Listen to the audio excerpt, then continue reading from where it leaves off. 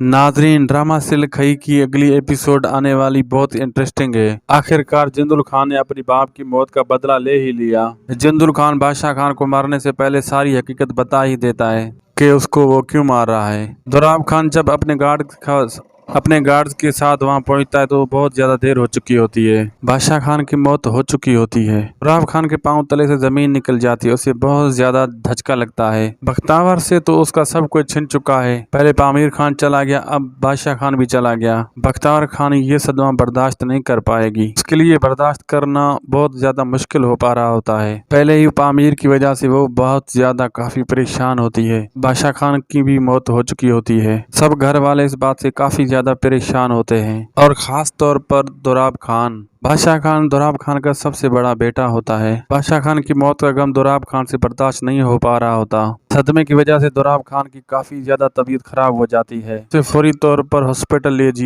जाया जाता है। दोराब खान की तबीयत बहुत ज्यादा क्रिटिकल होती है। तनार खान दोराब खान को हॉस्पिटल लेके जाता है और बरलास खान भी साथ होता है। तनार खान बरलास खान से कहता है, मैं घर वापस जा रहा हूँ, तुमने बाबा का ख्याल रखना है और यह बात मेरी हमेशा याद रखना, कभी भी अकेले बाहर मत जाना और ना ही बाबा को अकेला छोड़ना। तनार खान अब जख्मी शेर बन चुका होता है। जिंदुल खान पहले ही उसके कब्जे में होता है और वो जिंदुल खान के पास आता है। उससे पूछता है, तुम्हारे साथ और कौन था? तनार खान जिंदुल खान के ऊपर बहुत ज्यादा तशद्दुद करता है, उससे सच उगलवाने की कोशिश करता है, लेकिन जिंदुल खान कुछ भी नहीं बताता। जिंदुल खान चनार खान से कहता है, मैंने अपने बाप की मौत का बदला ले लिया है, अब मैं तुम्हें कुछ भी नहीं बताने वाला। चनार खान जिंदुल खान को काफी बहुत ज्यादा धमकियां देता है। चनार खान जिंदुल खान से कहता है, हमने कभी आज तक अपने दुश्मन की औरत पर हाथ नहीं उठाया। अगर तुमने ये नहीं बताया कि तुम्हारे साथ और कौन था, मैं तुम्हारे घर की तमाम औरतों को यहाँ पर लेकर आऊंगा। जिंदुल खान अपनी दोस्ती के लिए ये कीमत अदा करने के लिए भी तैयार होता है। जिंदुल खान चनार खान से कहता है, तुम्हें जो मर्जी करनी है कर लो,